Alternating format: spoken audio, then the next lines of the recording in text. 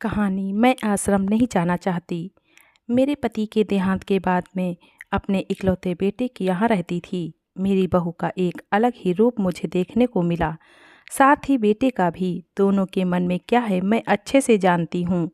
वो चाहती हैं कि मैं वृद्धाश्रम चली जाऊँ। उनके जाने के बाद मुझे यह सब देखना और सुनना पड़ेगा।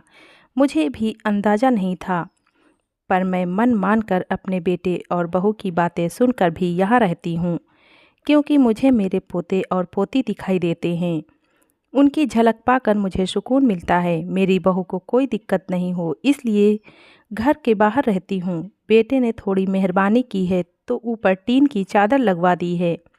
समय समय पर थोड़ा राशन दे देता है तो मैं अपना बनाकर खा लेती हूँ।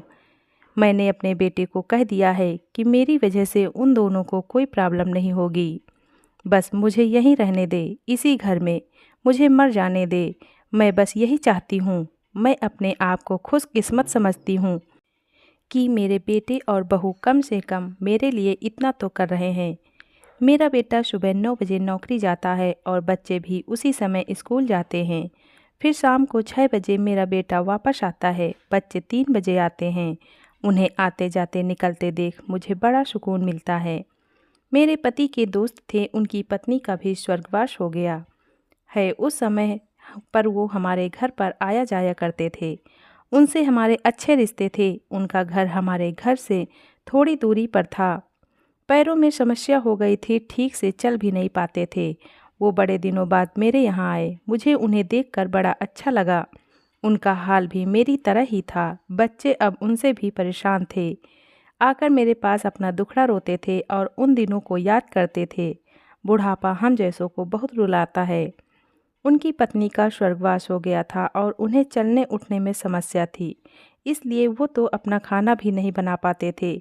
मेरे पास आए तो मैं समझ गई कि यह इतनी मुसीबत में चलकर पुराने दोस्तों के यहाँ चाय और खाने की चाह में ही जाते होंगे।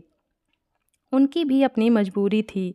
वो आए तो मैंने उनके लिए खाना बनाया और उन्हें खिलाया।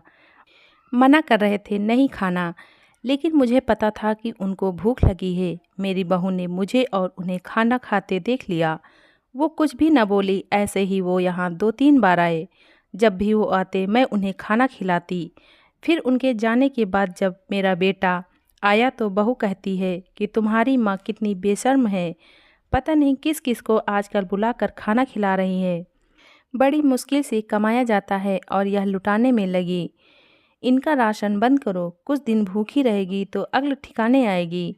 मैंने कहा कि मैं अपने हिस्से का उन्हें खिलाती हूँ। तुम्हारे पिता के पुराने मित्र हैं। फिर भी बहू का उल्टा सीधा बोलना शुरू रहा। घर के बाहर रहकर इनको आज़ादी मिल गई है, पता नहीं क्या क्या करती है। बेटा भी बोला कि कुछ दिन भूखा ही रहने दो इन्हें। मुझे मेरे बेटे ने घर के पीछे सीढ़ी के पास ले जाकर बिठा दिया। कहा कि अब यहीं बैठो। मेरे तो अब आंसू भी सूख गए थे। अगले दिन मुझे खाना नहीं मिला। मेरे टीन के उस छोटे से कमरे को बहू ने तोड़ दिया। एक दिन पूरा भूखा रहने के बाद मैंने सोचा कि मैं गलत कर रही हूँ। मुझे अब अपने बेटे के यहाँ नहीं रहना चाहिए और शायद गलती भी मेरी ही है। मेरी ही परवरिश में कोई कमी रही है, तभी तो यह परिणाम आया। अगली सुबह मैंने अपने बेटे को कहा कि मुझे वृद्धाश्रम छोड़ा। अब मैं तुम दोनों को ज़्यादा परेशान नहीं करना चाहती। बहू ने कहा कि एक दिन भूखी रही तो अक्ल ठिकाने आ गई ना। बेटे के चेहरे पर भी अजीब सी खुशी थी। जल्दी से तैयार हो गया मुझे छोड़ने के लिए। बहू कह रही थी कि आज की छुट्टी ले लो, यहीं आसपास मत छोड़ाना, कहीं 3 दिन में वापस आ जाए। मैंने अपनी बहू से कहा कि बेटी चिंता मत कर, मैं अब नहीं आऊँगी। मैंने अपने पोता पोती को गले लगाया। मुझे पता था कि अब मिलना नहीं हो पाएगा। बेटे को भी चाहती थी कि एक बार जी भर के गले लगा लूं, लेकिन वो बोला चलो जल्दी करो। मैंने बहू को कहा कि बेटी अपना ध्यान रखना, मेरा बेटा मुझे छोड़ आया। वहाँ आकर मैंने देखा कि मेरी तरह कई हैं। थोड़े दिन उदास रहते हैं, फिर सच को स्वीकार कर लेते हैं। मैं अब यहाँ खुश हूँ, कुछ काम भी करती हूँ। मैं चाहती हूँ कि ऐसा कहूँ कि ऐसा किसी के साथ न हो, लेकिन ऐसा कब किसके साथ हो जाए कोई बता नहीं सकता। लेकिन माँ बाप को ऐसे समय के लिए भी तैयार रहना चाहिए। बस बच्चों को पाल कर बड़ा कर दो, उनसे कुछ उम्मीद मत रखो। धन्यवाद।